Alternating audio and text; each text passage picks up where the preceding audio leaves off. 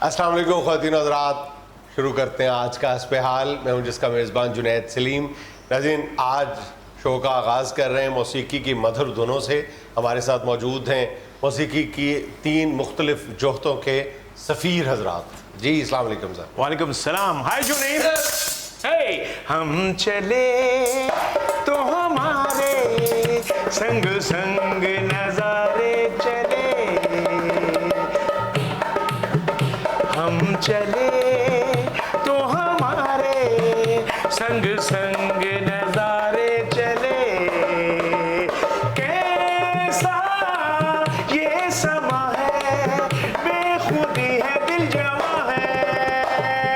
कैसा ये समा है, बेखुदी है दिल जमा है। कौन जाने कैसा मौसम ढले ढले ढले, चले तो हमारे संग संग नजारे चले। बेटा जी खाला जान। खैर, ये तो उस्ताद मोहतरम है। क्या हुआ क्या हुआ? उस्ताद मोहतरम, आपने उनका गाना मिस कर दिया।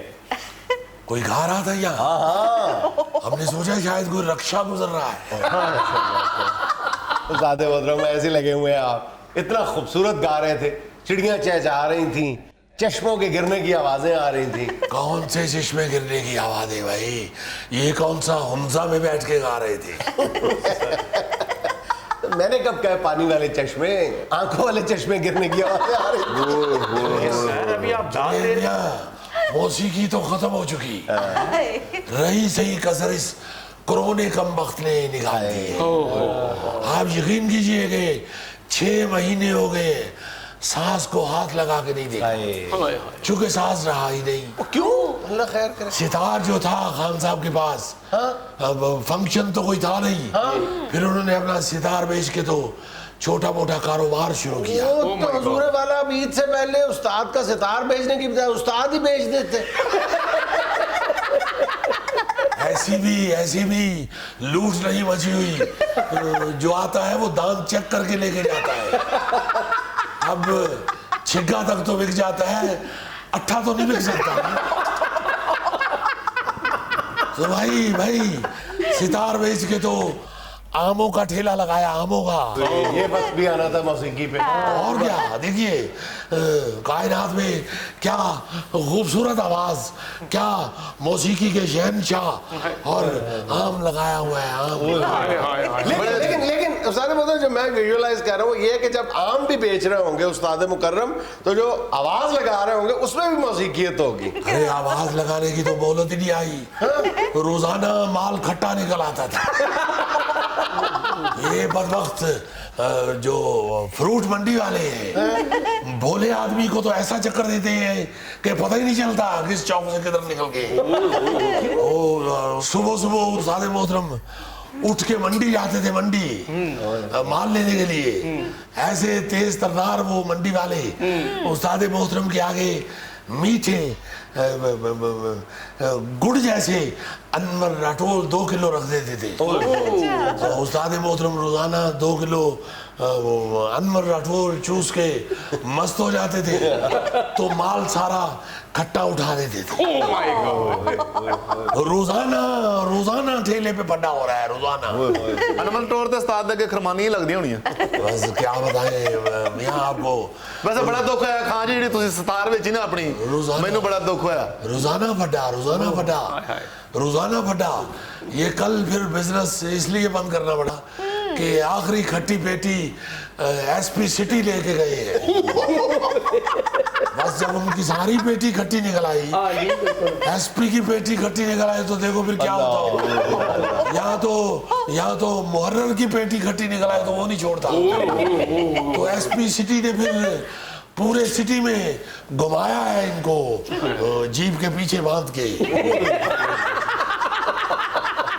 तो सजा उस्ताद को मिली या उस जीप को मिली जिसने क्या जुल्म है, कारोबार भी न रहा, ऊपर से सितार से हमारी गोद भी खाली हो गई।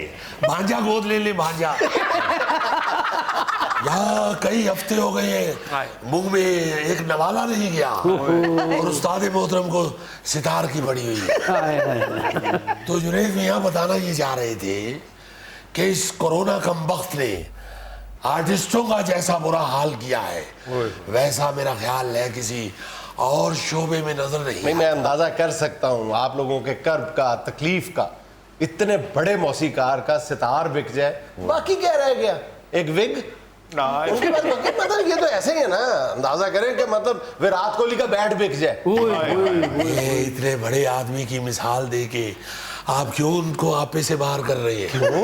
आप ये भी कह सकते हैं कि ये ऐसे ही है जैसे वेल्डर का टोचन बिक जाए या किसी नाई का उस्तरा बिक जाए। क्या कर रहे हो बेटा? वो हमारे दुख में शरीक हो रहे हैं। बड़ी मेहरबानी जुनैद साहब, आपने हमारे दुख का इजहार किया, इसको मुकम्मल करें। दें 70,000 रुपया, नया सितार लेकर आते हैं। यानी क्या कहने, ये तो ऐसे ही है कि गुम गधा हुआ और रपट घोड़े की लिखवा रहे। 70,000 रुपया मांग रहे हैं। मैं पिछले 10 वर्षों से ये सितार देख रहा था, एक बार मैंने उसको कोई तार हिलते नहीं देखी, बल्कि तार ही नहीं देखी। इसीलिए तो कहते हैं कि हमने तो कभी बजाया ही नहीं, बिल्कुल नया था, ये 70 से कम नहीं था। बजाया होता तो 30-35 का होता ना। ਉਹ ਬਾਊ ਜੀ ਇਹਨਾਂ ਦੀ ਤਾਰ ਕੀ ਵਜਣੀ ਹੈ? ਵਜਣ ਵਾਲੀਆਂ ਚੀਜ਼ਾਂ ਇੱਧਰ ਤੇ ਇਹਨਾਂ ਕੀ ਵਜਾਉਣਾ? ਇਹ ਤੇ ਪੁੱਤਰ ਲੱਕ ਤੇ ਵੀ ਵੱਜਦਾ ਹੈ। ਇਹ ਤੁਹਾਡੇ ਹੱਥੋਂ ਡਿੱਗਵੇ ਪੈਰ ਤੇ ਵੀ ਵੱਜਦਾ ਹੈ। ਇਹ ਇੰਜ ਨਹੀਂ ਵੱਜਦਾ, ਇਹਨੂੰ ਵਜਾਉਣਾ ਆਉਂਦਾ ਹੋਵੇ ਤਾਂ ਵੱਜਦਾ। ਆ ਵੇਖ ਸਹੀ ਵਜਾਈ ਤੈਨੂੰ ਦੱਸਾਂ ਮੈਂ, ਤੂੰ ਉਸਤਾਦ ਦਾ ਢੋਲਕੀ ਨਾਲ ਤਾਂ ਸਾਡੇ ਨਾਲ ਸਹੀ ਵਜਾਈ ਦੱਸਾਂ ਤੈਨੂੰ। ਏਡੀਆਂ ਗੱਲਾਂ ਤੂੰ ਕਰਨ ਡਿਆ। ਲਓ ਜਨਾਬ ਬਾਊ ਜੀ, ਤੁਸੀਂ ਤਾਂ ਸਾਡੇ ਸੁਣਨ ਵਾਲੇ ਹੋ। जी जी। ਲਓ ਜੀ, ਸੋਹਣੀ ਖਲੋਤੀ ਹੈ ਦਰਿਆ ਦੇ ਕੰਢੇ ਤੇ। ਉਹ ਇਹ ਤੇ 3 ਮਹੀਨੇ ਪਹਿਲੇ ਵੀ ਤੂੰ ਦੱਸਿਆ ਸੀ। ਇਹ ਉਦੋਂ ਦੀ ਉੱਥੇ ਖਲੋਤੀ ਹੈ। ਇਹ ਘਰ ਕਿਉਂ ਨਹੀਂ ਜਾਂਦੀ? ਉਹ ਸੋਹਣੀ ਲੰਗੜੀ ਏ। ਉਹ ਬਾਬਾ ਮੈਂ ਖਿਲਾ ਰਹੀ ਇਹ ਸ਼ਹਿਰ ਕਹਿੰਦਾ ਦਰਿਆ ਦੇ ਕੰਢੇ ਖਲੋਤੀ ਹੈ। ਉਹ ਪੁੱਤਰ ਕੋ ਆ ਕਰ ਕੋਈ ਉਧਰ ਕਨਵੈਂਸ ਨਹੀਂ ਲੰਘਦੀ। ਨਹੀਂ ਕਿਉਂ ਖਲੋਤੀ ਹੈ ਉਦੋਂ ਦੀ ਦਰਿਆ ਦੇ ਕੰਢੇ ਤੇ? ਹਾਲਾਤ ਉਤੋਂ ਵੇਖੋ ਕਿਹੜੇ ਜਾਣ ਦੇ। ਤੁਸੀਂ ਸੋਹਣੀ ਦਰਿਆ ਦੇ ਕੰਢੇ ਤੇ ਖਲਾਰ ਜੰਨੀ। ਬਾਊ ਜੀ ਵੇਖ ਲਓ ਮੇਰੀ ਸ਼ਾਇਰੀ ਨੂੰ ਖਰਾਬ ਕਰਨ ਡਿਆ। आप शायरी को ना खराब होने देना, आप सुनाए, मैं सुन रहा हूँ। ਆ ਦੇਖੋ ਸੁਣਨ ਵਾਲੇ ਆ ਜੀ, ਵਾਹ जी वाह, देखिए जी। हाय, गांव का आदमी है ना भोला भाला, वो चेजा ले रहे हैं, वो पका हुआ है। नहीं नहीं वल्लाह कोई चीज़ वैसा नहीं, मैं सुनना चाह रहा हूँ, सुनाए प्लीज। जिंदा रहो जी। ओ चरखे ते हर हर घेरे माही तेनू याद करा। चरखे ते हर हर घेरे माही तेनू याद करा। ओ याद करा।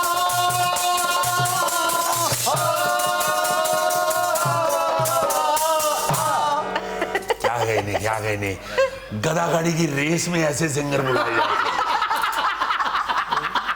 ਇਹ ਕਿਹੜੀ ਤਾਨੇ ਵਾਲੀ ਗੱਲ ਆ? ਗਧਾ ਗਾੜੀ ਦੀ ਰੇਸ ਤੇ ਲੱਖਾਂ ਰੁਪਇਆ ਲੱਗਦੇ ਆ। ਬਾਊ ਜੀ ਅਸੀਂ ਗਜ਼ਲ ਵੀ ਸੁਣਾ ਸਕਦੇ ਆ। ਹਾਂਜੀ ਗਜ਼ਲ ਸਾਡੇ ਕੋਲ ਭੁੱਲੀ ਨਹੀਂ। हाँ जी, हाँ जी, हाँ जी, हुक्म करो। ये ज़हन में रखिएगा, गजल नहीं सुनाएंगे, गजल सुनाएंगे, गजल। ਇਹ ਗਜ਼ਲ ਹੀ ਹੋਏਗੀ, ਤੁਸੀਂ ਵੀ ਸੁਣੋ। ਉਹ ਕੁਛ ਦਿਨ ਤੋਂ ਬਸੋ ਮੇਰੀ ਆਂਖੋਂ में फिर खाब अगर हो जाएगा। कुछ दिन तो बसो मेरी आंखों में फिर खाब अगर हो जाए तो क्या। ओ शराब आ जाए तो क्या, बल टूट जाए तो क्या, लून ना लब्बे तो क्या, मिर्चे ना लब्बे तो क्या, ये दोनों बाबे ना आए तो क्या। बेटा 1122 बुला लो, मुझसे ये गजल बर्दाश्त नहीं हो रही। बुलाओ जी बाबू जी 1122 वाले उन्होंने आखो दो बाबे आपस में बच गए। आपसे ये गजल बर्दाश्त नहीं हो रही, 1122 से आप बर्दाश्त नहीं होंगे। अल्लाह खैर, अल्लाह खैर। जुनैद मियाँ बुलाइएगा जरूर 1122, मगर जरा देर से बुलाइएगा और ड्राइवर से कहिएगा खाना वाना खा के आए। अगर ड्राइवर खुद खाना खा रहा है तो उसको कहे मेरे लिए भी लेता है। ਐਵੇਂ ਡਾਮ ਲਾਣ ਡਿਆ ਬਾਬਾ, ਫਿਲਮਾਂ ਹੀ ਤੇਨੀ ਦੇਰ ਨੂੰ ਮਰ ਜਾਂਦੇ ਆ। ਬਾਬੂ ਜੀ ਅਸੀਂ ਬਹਿ ਗਏ, तशरीफ तो रखे ਸਾਨੂੰ मौका मिलेगा फिर। हाँ हाँ क्यों नहीं मौका मिलेगा? आपने तो एक गाना गा के मेरे शो को 4 चांद लगा दिए। लो 4 होर ला देने आ। नहीं, इतनी रोशनी नहीं चाहिए। चलो खुश तो हो गए ना आज? बहुत। आज आपको 10,000 रुपए मिलेगा। और सर आपको भी आपने भी बहुत अच्छा गाया। Thank you sir. हमारे दिल से मत खेलो, खिलौना टूट जाएगा, जरा सी ठेस पहुंचेगी कि शीशा टूट जाएगा। उस्ताद मुकर्रम, हमारा 20 बनता है, हम देखें किस उम्र में जोर लगा रहे हैं। 20 जोड़े 40 ले लीजिएगा। ये बताइए वो तो नहीं जो कराची में ईद से पहले क्रेन से गिरा था। भाई आप 5,000 क्रेन का भी दे दिए। हमारे से मत खेलो, क्या कहने? खिलौना टूट जाए। क्या कहने आज तुम्हें 500 ज्यादा मिलेगा। हाय हाय हाय। नाज़रीन, यहाँ में लेना एक छोटा सा वक्फा, हमारे साथ रहिएगा। अक्सर खवातीन से जब पूछा जाता है कि आपने बच्चों की देखभाल के लिए मेड रख ली है, तो खवातीन का जवाब होता है कि हमें किचन से ही फुर्सत नहीं है। इसका मतलब ये हुआ कि किचन आपके लिए ज्यादा प्रायोरिटी रखता है as compare to your kids. यानी बच्चों की तरबियत आपके लिए सानवी हैसियत रखती है, किचन आपके लिए ज्यादा इंपॉर्टेंट है।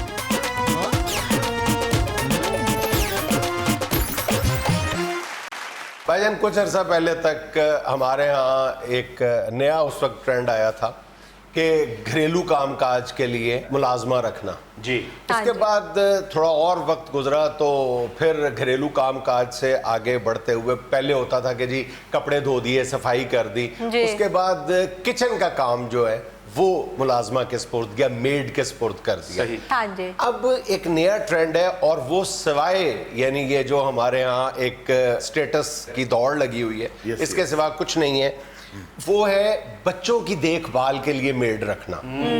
ये पाकिस्तान के मैं खुद ये पढ़ के हैरान रह गया हूँ कि ये कोरोना पेंडेमिक से पहले ये मुलाजमतें फराहम करने वाले कोई एक निजी इदारा है, उसके फराहम करदा ये जो आदादो शुमार हैं उसके मुताबिक वो 8 महीने जो पिछले 8 महीने थे उसकी निस्बत ये बच्चों की देखभाल के लिए जो मेड रखने का ट्रेंड है उसमें 42% इजाफा हुआ है पाकिस्तान के शहरी इलाकों में। अब मतलब बहुत मजबूरी के आलम में अल्लाह ना करे कोई ऐसी बीमारी आ पड़ी है या ऐसा कोई काम कोई इस तरह का या खातून जॉब करती है उसके बगैर गुजारा ही नहीं। मैं यहाँ ये भी कहूंगा कि उसके बगैर गुजारा नहीं। हाँ। अगर गुजारा होता है तो खातून खाना का सबसे पहला फर्ज बच्चों की देख। मैं तो इस बात पे हैरान हूं कि अक्सर खवातीन से जब पूछा जाता है कि आपने बच्चों की देखभाल के लिए मेड रख ली है, तो खवातीन का जवाब होता है कि हमें किचन से ही फुर्सत नहीं है। इसका मतलब ये हुआ कि किचन आपके लिए ज्यादा प्रायोरिटी रखता है as compare to your kids. यानी बच्चों की तरबियत आपके लिए सानवी हैसियत रखती है, किचन आपके लिए ज्यादा इंपॉर्टेंट है। हालांकि जो बच्चों की देखभाल है उनकी जो तरबियत है, देखभाल में ही तरबियत होती है ना, एक दूसरे से वो इंतहाई जरूरी है। आप सबसे ज्यादा जरूरी है एक माँ के लिए बच्चों की तालीम और तरबियत जो और उनकी देखभाल से ज्यादा जरूरी काम दुनिया में और क्या हो सकता है। जी जी। बाप के लिए उस औलाद के लिए वसाइल मुहैया करना और माँ के लिए उनकी तरबियत करना। लेकिन मेरा अगर ये मतलब भी बच्चे छੱਡ के ਜਿਹੜੀ ਤੁਸੀਂ ਦਾਲ ਪਕਾਣ ਦੇ ਹੋ ਕਿਚਨ ਚ ਉਹਨੇ ਕਿਹੜਾ ਵੱਡੇ ਹੋਣਾ ਹੈ। ਦਾਲ ਤੇ ਓਡੀ ਰਹਿਣੀ ਹੈ ਗੋਗਾ जी। बिल्कुल ਤੁਸੀਂ तो खुद खाना ले हो। बच्चों ने बड़ा होना है, उनकी देखभाल करें, उनकी तरबियत ऐसी करें कि आप अपनी मर्जी के अपनी ख्वाहिश के मुताबिक उनको पाल सकें। यकीन करें कि ये ना जो आम तो मैंने अर्ज किया ना जैसा कि ये एक सोशल स्टेटस का मामला बन गया हुआ कि जी मैंने खाने पकाने के लिए अलग मेड रखी हुई है, बच्चों के लिए अलग रखी हुई है। अब वो बच्चों के लिए जो अलग रखी होती है हमें कोई एहसास नहीं होता कि उसके मुज़मरात क्या हैं। उसके मुज़मरात कुछ महीनों के बाद जाहिर होना शुरू होते हैं कि जब उस बच्चों की जो ज़बान है वो तक बिगड़ जाती है। जाहिर है आपने अब फिलिपीनी या इंडोनेशियन जो मेड्स हैं वो पाकिस्तान में कितना फीसद लोग अफोर्ड करते होंगे। इस्लामाबाद में चंद घराने, लाहौर में, कराची में 10 नहीं तो 20 लोग, 20 नहीं तो 100 लोग, ठीक है। लेकिन ज्यादातर जो मेड्स हैं, जो मुलाजमाएं घरों की घरेलू मुलाजमाएं हैं जो बच्चों के लिए रखी जाती हैं, वो देहाती बस मंजर की होती हैं, वो पढ़ी लिखी तो होती नहीं है।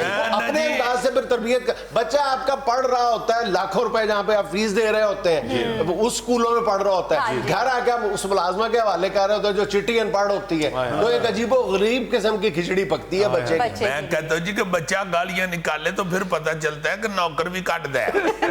बच्चे मेड से इतना इंस्पायर हो गए होते हैं, पराडो से उतर के कह रहे होते हैं अम्मा मैं क्या नहीं खाना पिज्जा पूजा। एक तो बच्चे की जबान जो है वो बिगड़ती है, जाहिर है कि एक घरेलू मुलाजमा या मेड को कितना कंसर्न हो सकता है कि वो बच्चे की अखलाकियात पर जोर दे, उसकी तरबियत, ये तो उसकी जिम्मेदारियों में शामिल नहीं है। अच्छा, फिर होता असल में प्रॉब्लम कहाँ पैदा होती है, उससे भी अगली स्टेज पे जाके जब वही बच्चा जो है वो अपनी माँ से ज्यादा अपनी मेड के साथ अटैच हो जाता है, क्योंकि वो उसी को अपनी माँ समझना शुरू कर देता है, और फिर माँ इस बात पे चिल्लाती है, चिढ़ती है कि ये मेरे बुलाने पे नहीं आता, जीनत के कहने पे आ जाता है। भाई सारा दिन तो तुमने उसको जीनत के हवाले किए रखा है। जी सर, कई घरों में तो फिर ऐसा होता है कि वही जीनत आहिस्ता आहिस्ता वो घर की जीनत बन जाती है। बाकी ये थोड़ा सा आप अगर एहसास करें बच्चों के हवाले से खास तौर पे, तो ये बड़ी अहम बात है। बड़ी अहम बात। फिर एक और बात, आपने बहुत ज्यादा सोशल मीडिया पे आए रोज ऐसी वीडियोस वायरल हो रही होती हैं कि खुफिया कैमरा लगा हुआ है और मुलाजमा जो है वो बच्चे को मार रही है या बच्चे का खाना खा रही है। दोनों तीनों सूरतों के आपको मतलब सैकड़ों की तादाद में ऐसी वीडियोस नजर आती हैं। भाई आप ऐसा मौका फराहम क्यों करते हो? अगर आपकी, जैसा आपने शुरू में कहा था कि बहुत बड़ी मजबूरी है, बहुत बड़ी मजबूरी है, तो फिर आपको खुद इन्वॉल्व होना चाहिए। आपके पास दिन में चंद घंटे भी ऐसे नहीं बचते जो आप अपनी औलाद को दे सके। चले खाना खिला दिया, लेकिन आपकी नजर तो होनी चाहिए ना मुलाजमा पे, वो भी नहीं है। आहिस्ता आहिस्ता बिल्कुल आप तमाम तर जिम्मेदारियों से बरियो जिम्मा हो जाते हैं। आप कहते हैं नहीं ये बच्चों का काम, ये मेड का ही काम है बच्चे संभालना, और आप खुद बिल्कुल अलग हो जाते हैं। आपके पास दुनिया जहान का टाइम है, सोशल मीडिया पे आप घंटों टाइम जाया करते हैं, किचन में चले अपने शौहर के लिए खाने पका रहे हैं या शौहर बीवी के लिए पका रहे हैं, माइंड ना करना, लेकिन आपके पास अपने बच्चों के लिए टाइम नहीं है। समझे नहीं? सिर्फ मेरा मतलब है कि ऐसी खवातीन में जो ऐसे महसूस होता है कि वो सिर्फ खामद का ध्यान रखती हैं। उनको ये होता है कि बस ये मेरा है बस, और बच्चों का पता ही नहीं वो नुकरानी के हो गए हुए हैं। जी भाईजान, बिल्कुल बच्चों से प्यार करना चाहिए, कम से कम खाना तो अपने हाथ से खाना है ना। बिल्कुल, बच्चे नु गली च ना भावो कि जेड़ा लंघे थोड़ा जिहा खुआ जावे, ਉਹਦੇ ਨਾਲ फिर बच्चा गोगा बन जाता है। फिर खुद ही कहते हैं लोगों को, देखें खुराक भी अच्छी है, पता नहीं इसको क्यों नहीं लग रही, क्यों नहीं मोटा ताजा हो रहा है। ये अपनी बात जुल्फी पे डाल दी है। मैं बच्चों की बात कर रहा हूँ, बच्चे उनकी सोबत में चले जाते हैं। अच्छा, अक्सर जो माएँ हैं वो मेड के हवाले बच्चे करती हैं, उनसे जब बात करके देखें या इतराज करें तो वो आगे से कहती हैं कि जी हमारी मेड बहुत अच्छी है, वो आम मेड जैसी नहीं है। पापा मेड जितनी मर्जी अच्छी हो, जितनी मर्जी अच्छी हो, माँ तो नहीं हो सकती ना। बच्चा किसी का, दुनिया में किसी का बच्चा हो, वो थोड़ी देर तो रोता आप बर्दाश्त कर लेते हो, 5वें से 6ठे मिनट बच्चा रोता हुआ बर्दाश्त नहीं होता। फिर वही कुछ आप देखते हो जो आप सीसी कैंप पे देखते हो। यार वो क्या बचपन में सुना करते थे, मां नालो हेजली फफे कुटन। भाई माँ से ज्यादा तो कोई लाड प्यार कर ही नहीं सकता, देखभाल कर ही नहीं सकता। जो उससे ज्यादा कहता है मैं करूंगा, वो फफे कुटिया है, सीधी बात है। और अच्छा, माँ जब सारा दिन गुजारने के बाद घर वापस आती है तो फिर वही मेड जो है वो एक लंबी लिस्ट गिनवा रही होती है, मैंने ये भी कर दिया, ये भी कर दिया, ये भी कर दिया, किया कुछ भी नहीं होता। आपके पास क्या सबूत है? आप तो किसी मुलाजिम के स्पुर्द जानवर कर दें ना, भेड़ बकरियां कर दें, भैंस गाय कर दें, तो लोग कहते हैं कि जब तक उन जानवरों पे मालिक की नजर ना पड़े तो वो फलता फूलता ही नहीं है। ये तो आपकी सगी औलाद है। और जी आप कोई पेट ला के तो नौकरों के अगर सुपुर्द कर दें तो आप कुछ दिन के बाद देखें आपका पेट माड़ा हो गया होता है, नौकर तगड़ा हो गया। किसी भैंस के मालिक ने इसी तरह किसी दोस्त से पूछा कि यार इसको मैं क्या डालूं कि ये मोटी ताजी हो जाए। उसने कहा अपनी नजर। मालिक की नजर जो है वही जानवर। तो मैं वही बात आ गई कि जानवर, आप औलाद की बात करो, औलाद को आप मेड के सुपुर्द कर दो। तो मजबूरी के आलम, बार बार हम कह रहे हैं कि मजबूरी के आलम में किसी हद तक कोई उसके जो फ़राइज़ हैं उनको बांटा जा सकता है, लेकिन बिल्कुल ही मुलाजमाओं के सुपुर्द कर देना बच्चों को, ये तो अल्लाह माफी दे। आजकल तो रिश्तेदारों में बड़े बड़े खौफनाक वाकयात बच्चों के हवाले से आते हैं, हसद की वजह से और गुस्से की वजह से और पेरेंट्स की, बड़ों की दुश्मनी की वजह से बच्चों पे उसका बड़ा अजीब सा रिजल्ट निकल आता है। तो नौकर तो फिर नौकर। एक आपको और बताऊं, ये पूरी दुनिया में कहीं पे भी इतना ज्यादा ट्रेंड नहीं है कि बच्चों के लिए आप मेड्स रखें। ये सबसे ज्यादा ट्रेंड अगर कहीं दुनिया में है तो अरब मुल्कों में है। हमारे यहाँ भी ये ज्यादातर अरब मुल्कों से आया हुआ है कि वहां पे जो बहुत हाईली पेड जॉब करते हैं ना पाकिस्तानी, दुबई में, सऊदीया में, या वो जब वापस अच्छा खासा पैसा लेके आते हैं तो अपनी तशना ख्वाहिशात भी साथ लेके आते हैं। कि वहां मैंने देखा है कि जी उन्होंने बच्चों के लिए मालिक क्या करता था हमारा। हाँ, तो मालिक हमारा किया करता था। वो जब आते हैं तो वो मेड रखने का शौक यहाँ पे पूरा करते हैं। अब बिल्कुल तुम सही कह रहे हो, ये ज्यादातर अरबी ममालिक में ही है। ये गोरों में मेड शेड का कॉन्सेप्ट बड़ा घट है। वो तो हर काम अपने हाथ से करते हैं। कल्चर हमारा है सर के अपना काम अपने हाथ से करना है और करते वो हैं। हाँ, बड़ा अजीब सा बिगाड़ पैदा हुआ है 3-4 हवालों से, खास तौर पे हमारे मुल्क के अंदर। मैंने ये देखा है, वाकई इसने बात की है पा जुनैद ने, तो याद आया है या जहन में आ रहा है कि ये अब आम होता जा रहा है। जरा सा भी थोड़ा सा बंदा साहिब हैसियत होता है तो फौरन मेड शेड रख लेते हैं बच्चों के लिए, जो मेरा ख्याल है वाकई ये सही कह रहा है कि बड़ी खतरनाक बात। बड़ी जी आप पाजनेद कहते हैं, आपसे वाकई बड़े हैं या प्यार से कहते हैं? बुजुर्ग है यार मेरा, मैं तो पाजनेद साहब कहना शुरू हुआ था शुरू में। फिर मुझे व्यूअर्स ने कहा कि यार साहब तू क्यों कहने? अच्छा, तो आप तकरीबन साहब तकरीबन क्या मतलब हुआ है यार? ये देखो ईमान से प्रोग्राम खत्म होता है तो मुझे भाईजान प्रोग्राम के शुरू होते ही मेरे साथ फ्री हो जाते दुनिया में लेना एक छोटा सा वक्फा, हमारे साथ रहिएगा। तोता जो है ना जी, वो जो चूरन की पुड़िया है ना, वो तोते को देता था दुकानदार। वो तोता आगे टिक टिक टिक टिक चल के छाबे के किनारे पे बैठा हुआ ऐसे चल के जाके तो वो बच्चे को पकड़ाता, ऐसे कर देता था, वो बच्चा पकड़ लेता था। इसी में हम चूरन खाते रहते थे कि तोते को लो फड़ ले ना को साडा तोते दा लैन देन।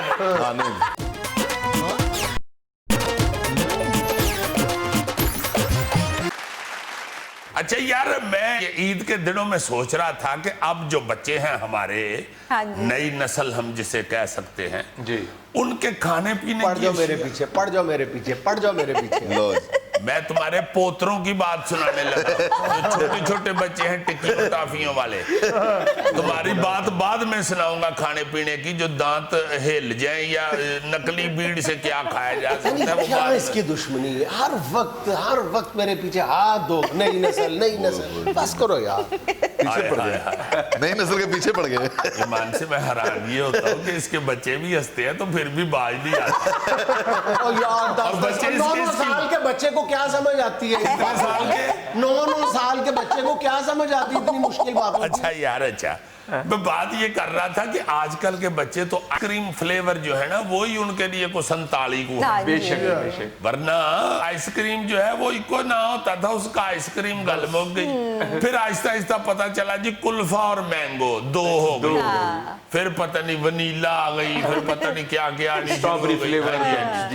तो मैं सोच रहा था कि हमारे बचपन की तो खाने पीने की चीजें ही बड़ी और होती थी, वो तो अब नजर ही नहीं आती किसी दुकान पे। तो उस हवाले से मैं सोच रहा था कि याद माजी में उन चीजों का जरा जिक्र करें हम सारे कि हम क्या क्या खाते रहे। हम तो जिक्र करेंगे हम क्या क्या खाते रहे, गोगा बताएगा हम कितना कितना खाते रहे। हाय हाय, हमारे यहाँ ना जी, हमारे शहर में, बल्कि हर शहर में ये होता था कि वो हाथ वाली रेडियां होती थी आइसक्रीम की। वो किसी शहर में वो और नाम की थी, किसी शहर में और नाम की, किसी शहर में और नाम की। तो वो आइसक्रीम की रेडियां होती थी, वो आइसक्रीम उसमें डाल के ना जी, आले दुआले को बर्फ शरफ डाल के फ्रीजर मैनुअल सा बना और बर्फ में नमक कूट के डाला जाता है। हाय हाय हाय। ये भी, इससे भी पहले वो तीले वाली कुल्फी आइसक्रीम की आती रही है, वो अब भी है, कुछ दुकानों के ऊपर बिकती है तीले वाली कुल्फी। मगर हमारे बचपन में जो आइसक्रीम थी वो यही 2 आइसक्रीमें होती थी। अच्छा, एक और चीज होती थी, ये तो तीले वाली कुल्फी है ना, एक तीले वाला बर्फ वाला गोला भी होता था। एक तो होता है ना जी ये रगड़ के बनाने वाला गोला, हाँ जी। वो उसे तो गोला गंडा कहते हैं। हाँ। एक और होता था आंडा सा बर्फ का, वो लोहे के आंडे के अंदर से ऐसे खोल के तो उसमें वो लगा के तीला तो देते बांस का थीला लगा। हाँ, वो अंडे की तरह होता था, बिल्कुल गोल सर मटोल। वो आप आइसक्रीम वाली रेडी की बात कर रहे थे, उस आइसक्रीम की ना आप आधी भी आइसक्रीम ले सकते थे, वो 5 पैसे से फिर काट के जी जी आइसक्रीम। जी। अच्छा, एक और चीज बड़ी मजे की होती थी कि हमारे छोटे होते ना एक टाफी होती थी, इटा ईंट जैसी शक्ल की छोटी सी टाफी होती थी, उसको इट्टें कहते थे। 2 रुपए दियां इट्टां दे दियो या चवानी दियां इट्टां दे दियो, वो ईंट जैसी टाफी होती थी, वो बड़ी मजेदार होती थी। 2 रुपए की ईंटों से पूरा घर बन जाता है। हाँ, सही बात वो है। जिसमें गरीबी होती थी। सही कह रहे हो। मैं हाँ, मैं 2 रुपये याद 10 बैठा हूँ, 2 रुपये की ईंटों से तो कार बन जाता। वो पता नहीं कोई पैसे की या 2 पैसे की होती थी। हम तो ईंटें मांगते थे, गोगा कहता था ना सीमेंट तो सही आ भी थे। अच्छा, चूरन बड़ा बिकता था यार मुझे 1 रुपए की ईंटें दे दो, मेरी लड़ाई हो गई है। चूरन बड़े बड़े अजीब बिकते थे। एक तो छाबे पे चूरन बिकता था अक्सर, और वो छाबे के ऊपर उसने तोता भी बिठाया होता था। वो तोता जो है ना जी, वो जो चूरन की पुड़िया है हाँ ना, जी। वो तोते को देता था दुकानदार। वो तोता आगे टिक टिक टिक टिक चल के छाबे के किनारे पे बैठा हुआ ऐसे चल के जाके तो वो बच्चे को पकड़ाता, ऐसे कर देता था, वो बच्चा पकड़ लेता था। इसी में हम चूरन खाते रहते थे कि तोते को फड़ना ना ना को साडा तोते दा लैन देन होता है ना, तोते नाल को चलदा ही लैन देन, कोई गल नहीं। वो बेचारे दी ड्यूटी लगी चूरन पकड़ाने की। अच्छा, वही तोता जो है वो चूरन को आग भी लगाता था, वो को केमिकल सा लगा के तो उसको सीख दे देता था उसकी चोंच में और आगे कर देता था, वो सीख पे भी कुछ लगा होता था। अच्छा। तो वैसे शोला सा निकलता था और हम वो खा जाते थे। आज तो हम कोरोने से डर रहे हैं ना, उस वक्त हम वो केमिकल वाला चूरन खा जाते थे। इसीलिए तो हमारे बारे में कहा जाता है कि ये इम्यून हुई हुई कौम है, जिस कौम ने आग लगे चूरन खाए हुए।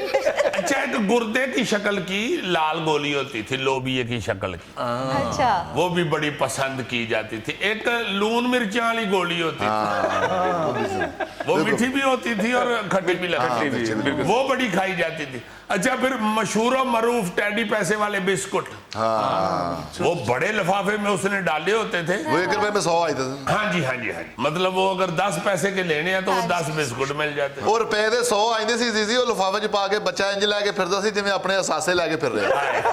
वाकई सही बात है, इतने ज्यादा आ जाते थे। अजीज जी, एक और बात, उस दौर में हम दौड़ दौड़ के सौदा लेने जाते थे कि दुकानदार चुंगा भी देता सी। और ये बगैर किसी बात के भी पहुंच जाता था, लेता कुछ नहीं था, जाके सीधे कहता था चूंगा दे दे।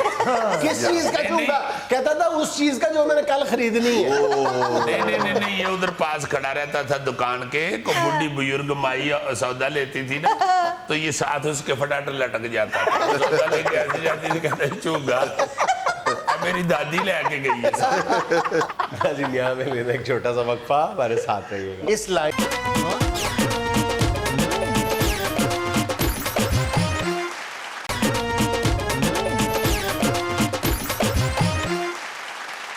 बाबा जान, ये जो हजरत इंसान है ना, ये अपने हर काम की आसानी के लिए आए रोज नित नए तरीके इख्तियार करता है। एक तरीका है जो माल बर्दारी के लिए आम तौर पे इस्तेमाल होता है। हमारे यहाँ जो है वो खाने की जब डिशें होती हैं शादी ब्याह के मौके पे, उस वक्त ये तरीका वैसे इख्तियार किया जाता है। ये देखें जरा। अच्छा जी, एक तस्वीर देखें हमारे यहाँ का जो कल्चर है जी। ईद उल अज़हा का, उसकी ये ट्रू रिफ्लेक्शन है, सही अक्कासी करती हुई तस्वीर है। ये देखें। अच्छा जी, एक वैन पे दोनों इकट्ठी चीजें क्या जा रही हैं। ये जी एक वेड़ी है, वेड़ है, और साथ उसकी अगली मंजिल यानी फ्रीजर। हाय हाय, वो कार्टून आजकल बड़ा मूव कर रहा है कि बकरा फ्रिज दे अंदरों बाहर फोन कर रहा है, अंदर बड़ी ठंड जी होए। ये भी है, और एक है इतना गोश्त ठूंस रहे हैं कि अंदर से बकरे ने कुंडी लगा ली है कि मजीद गुंजाइश नहीं है। उनसा ख्याल ही रखो। जो भी है वेड़ा प्यारा है, डीप फ्रीजर छोटा है। इन्होंने देखना सारी गाय रख लेनी है फ्रीजर पे, और फ्रीजर को 2 हफ्ते बाद पूछल निकल आनी। और फ्रीजर ने कहना पट्टे तो पाओ। फिर अब्बे ने आवाज मारनी है, फ्रीजर छावे बांधना वो अच्छा, ये आमतौर पे बच्चों को मौसीकी का रसिया पाया गया है। रो रहा हो तो फौरी तौर पे आप के म्यूजिक लगा दे, हाँ चुप जी, कर चुप जाते हो हैं। जाते हैं। लेकिन ये भी उसी तरह का एक मंजर है, लेकिन उसकी आदत देखें क्या बन रही है। चलते चलते गिनीज बुक की एक तस्वीर देख लें। अच्छा जी, जी जी। दिखाएं। ये दुनिया की सबसे बड़ी फूल गोभी है। वाह, ये 2017 में बर्तानिया में उगाई गई। क्या बात है। ये आलू गोभी पकाने के लिए तो बहुत सारे आलू लेने पड़ेंगे। एक गोभी का वजन 27 किलो है। बस हाँ जी। गोगे तुम कहो ना बस।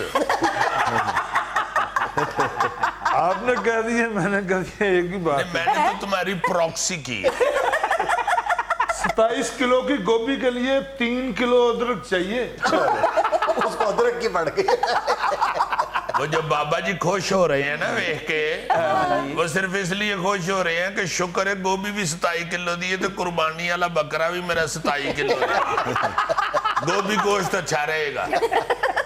नाज़रीन, ये था आज का हस्बे हाल। चलते चलते छोटी सी बात ये कि अगर आप किसी ताकतवर से ज्यादती करेंगे तो वो आपकी दुनिया खतरे में डाल देगा, लेकिन अगर किसी कमजोर के साथ ज्यादती करेंगे तो आपकी आखिरत खतरे में डाल देगा। वाह। खुश रहें, खुश रखें। आपसे मुलाकात होगी इंशाल्लाह अगले हफ्ते। अल्लाह हाफिज।